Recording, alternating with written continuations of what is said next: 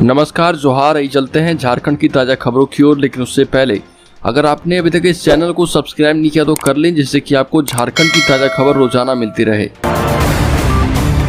पहली और बड़ी खबर, झारखंड के इन जिलों में बारिश को लेकर अलर्ट जारी किया गया है। मौसम विभाग के पूर्वानुमान में बताया गया है कि झारखंड के रांची, रामगढ़, बोकारो, गुमला, हजारीबाग, खूंटी, पूर्वी सिंहभूम, पश्चिमी सिंहभूम, सिमडेगा, सरायकेला, खरसावां, धनबाद, देवघर, दुमका, गिरिडीह, गोड्डा, जामताड़ा, पाकुड़, साहेबगंज के कुछ हिस्सों में कहीं कहीं मध्यम दर्जे की बारिश गर्जन के साथ हो सकती है। इस दौरान 30 से 40 किलोमीटर प्रति घंटे की रफ्तार हवा बहेगी। इसे लेकर मौसम विभाग ने येलो अलर्ट जारी किया है। मौसम में बदलाव होने पर 3 से 4 डिग्री सेल्सियस तक तापमान में गिरावट के संकेत हैं। अगली खबर, 8वीं, 9वीं और 11वीं बोर्ड परीक्षा के लिए जल्द जारी होगा प्रोग्राम। कक्षा 8वीं, 9वीं व 11वीं की बोर्ड परीक्षा होगी। राज्य निर्वाचन आयोग ने झारखंड एकेडमिक काउंसिल को परीक्षा लेने की अनुमति दे दी है। इस संबंध में जैक को आयोग का पत्र मिल गया है। आयोग से अनुमति मिलने के साथ ही जैक ने परीक्षा की तैयारियां शुरू कर दी है। तीनों बोर्ड को लेकर 1-2 दिनों में प्रोग्राम भी जारी कर दिया जाएगा। परीक्षा 11 मई से पहले ले ली जाएगी। परीक्षा 3 या 4 मई से शुरू हो सकती है। इस बार कुल 13 लाख परीक्षार्थी परीक्षा में शामिल होंगे। अगली खबर, ऊर्जा और पर्यावरण संरक्षण के मामले में झारखंड फिर से पिछड़ गया है और इसे 26वां स्थान मिला है पूरे देश में। झारखंड को ऊर्जा और पर्यावरण संरक्षण प्रयास के मामले में पूरे देश में 26वां स्थान मिला है। नीति आयोग के state energy and climate index round 1 की गणना में यह नतीजा निकला है। बड़े राज्यों की श्रेणी में 16वां स्थान मिला है। नीति आयोग ने राज्यों में ऊर्जा और पर्यावरण संरक्षण की दिशा में किए गए प्रयासों का अध्ययन भी कराते रहता है। अगली खबर, झारखंड की हेमंत सोरेन सरकार की महत्वाकांक्षी पेट्रोल सब्सिडी योजना की अपेक्षानुरूप परिणाम न देने को खाद्य, सार्वजनिक वितरण एवं उपभोक्ता मामलों के विभाग ने गंभीरता से लेते हुए सभी जिला आपूर्ति पदाधिकारियों को इसे गति देने का निर्देश दिया है। आपको बता दें कि कुछ दिनों पहले महत्वाकांक्षी पेट्रोल सब्सिडी योजना चलाई गई थी, लेकिन झारखंडी हेमंत सोरेन का फ्री पेट्रोल नहीं ले रहे। अगली खबर, झारखंड में उम्मीदवारों को चुनाव खर्च का देना होगा हिसाब, नहीं दिया तो होगी कठोर कार्रवाई। 19 मई को होगा दूसरे चरण का मतदान। पंचायत चुनाव लड़ने वाले उम्मीदवारों के लिए प्रचार प्रसार और मतदाताओं से जनसंपर्क अभियान चलाना सबसे महत्वपूर्ण कार्य है, लेकिन उससे ज्यादा महत्वपूर्ण जो है चुनाव खर्चों का हिसाब देना भी है।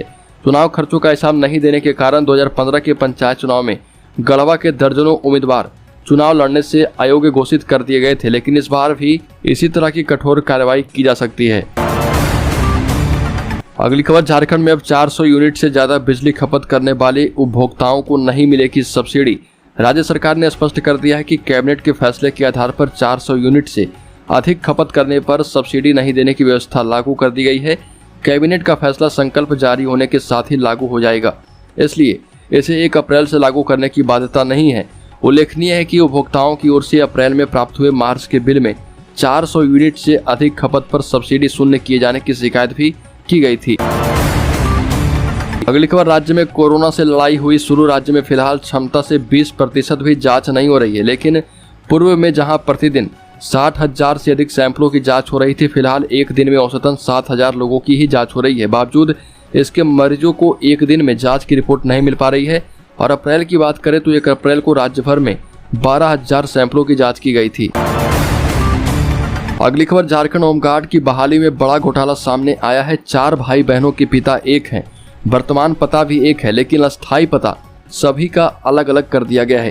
पहले झारखंड लोक सेवा आयोग की प्रारंभिक परीक्षा में एक ही सेंटर के अभ्यर्थियों का क्रमवार परीक्षा परिणाम निकलने पर सवाल उठा था, और इस बार होमगार्ड परीक्षा में भी इसी तरह की गड़बड़ी सामने आ रही है, जिसकी जाँच चल रही है। अब एक नया नियुक्ति घोटाला सामने आया है।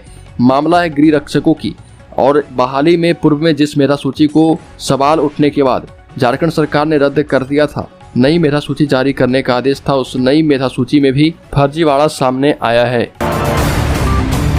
अगली खबर, हेमंत सरकार का बड़ा फैसला। झारखंड में बढ़ी न्यूनतम मजदूरी, 1 अप्रैल से 19% महंगाई भत्ता मिलेगा।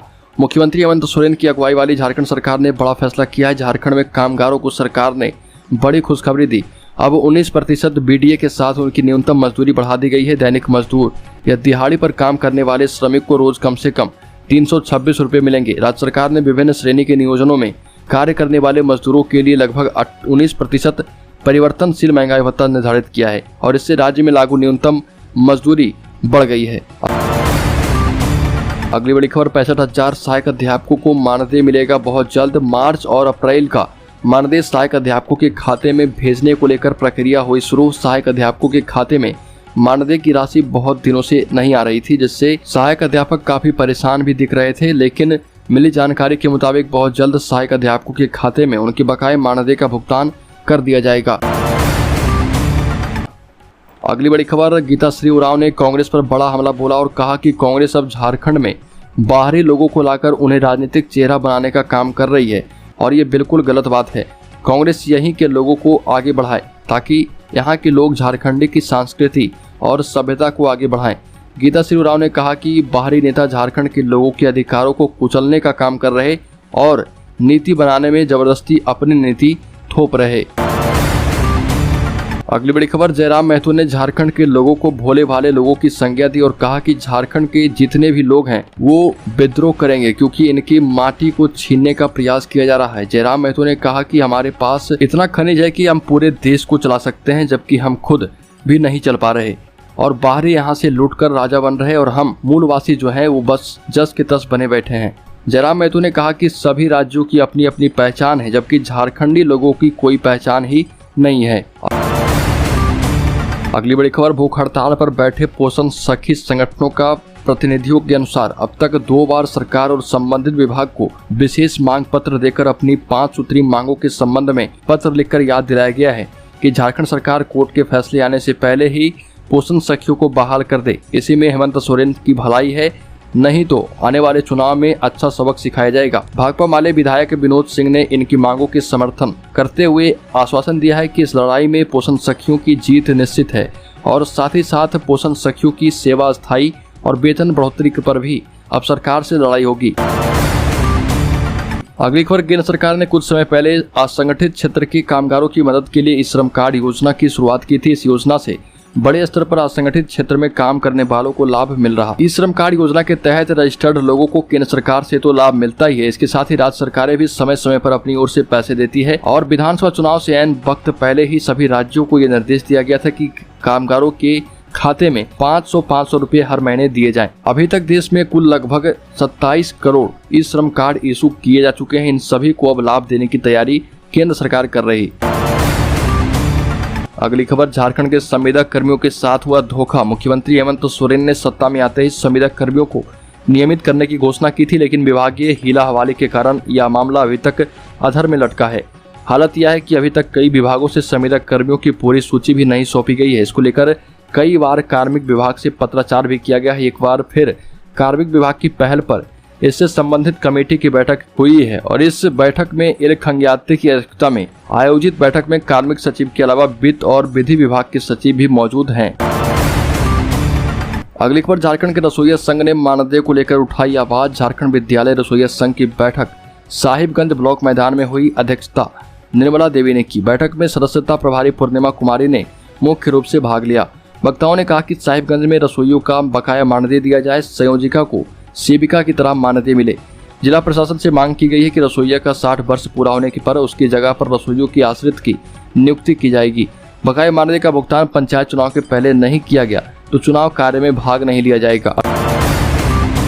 अगली खबर, झारखंड में नई उत्पाद नीति को हाईकोर्ट में मिली चुनौती। निजी कंपनी को लाभ पहुंचाने का आरोप है। राज्य के नई उत्पाद नीति के खिलाफ झारखंड हाईकोर्ट में याचिका दाखिल की गई है। प्रार्थी तारकेश्वर महतो की ओर से अधिवक्ता अपराजिता भारद्वाज और विकल्प गुप्ता के द्वारा दाखिल याचिका में कहा गया है कि जब Jharkhand state beverage corporation limited पूरे राज्य का स्टॉकिस्ट है और उसे खुदरा बिक्रा का भी लाइसेंस दिया गया है तो इसके बीच में किसी दूसरे कंपनी को लाने का कोई औचित्य नहीं है।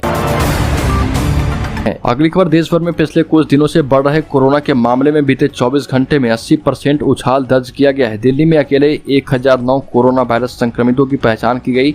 एक दिन में कुल 40 कोरोना संक्रमितों की मौत हुई है, जबकि अकेले केरल में 34 कोरोना वायरस संक्रमित मरीजों ने जान गंवाई है। नए मामलों में भारी उछाल के पीछे कोरोना के नए वेरिएंट को वजह माना जा रहा। स्वास्थ्य मंत्रालय के आंकड़ों के मुताबिक 24 घंटे में 2067 नए केस मिले हैं, जबकि एक दिन पहले 1250 कोरोना संक्रमण के मामले सामने आए थे। अगली खबर, नई मुश्किल में फंसी फिल्म अभिनेत्री राखी सावंत। फिल्म अभिनेत्री राखी सावंत नई मुश्किल में फंस गई है। रांची में अभिनेत्री के खिलाफ एफआईआर के लिए SC/ST थाने में आवेदन दिया गया है। केंद्रीय सरना समिति के अध्यक्ष अजय तिर्की के नेतृत्व में प्रतिनिधिमंडल दोपहर में SC/ST थाना पहुंचा, शिकायत दर्ज करवाई है। मौजूद प्राधिकारियों को आवेदन देकर अविलंब कार्रवाई की मांग की। केंद्रीय अध्यक्ष के द्वारा दर्ज की गई शिकायत में कहा गया है कि ट्राइबल इंडिया टीवी चैनल में अभिनेत्री का सोशल मीडिया में एक वीडियो वायरल हो रहा है, जिसमें राखी सावंत यह कह रही है कि हे गाइज, आप मेरा ये लुक देख रहे हैं, आज पूरा ट्राइबल लुक आदिवासी है, इसे आदिवासी कहते हैं। राखी सावंत अर्धनग्न पोशाक पहन सोशल मीडिया में बोलती है, जो आदिवासी के प्रति हीन भावना को दर्शाता है। अगली खबर, धनबाद नगर निगम की बड़ी तैयारी। शहर में मई के पहले सप्ताह में लागू होगा प्रॉपर्टी टैक्स का नया सर्किट रेट। मई के पहले सप्ताह में होल्डिंग टैक्स का सर्किल रेट लागू हो जाएगा। धनबाद नगर निगम ने इसकी तैयारी शुरू कर दी है। नए होल्डिंग टैक्स को लागू करने के लिए विभाग ने सॉफ्टवेयर अपडेट करने की प्रक्रिया पूरी कर ली है। सॉफ्टवेयर अपडेट के कारण ही सभी निकायों में 1 अप्रैल से ही होल्डिंग टैक्स वसूली का काम बंद है। सॉफ्टवेयर अपडेट करने की प्रक्रिया पूरा होते ही प्रॉपर्टी टैक्स का नया सर्किट रेट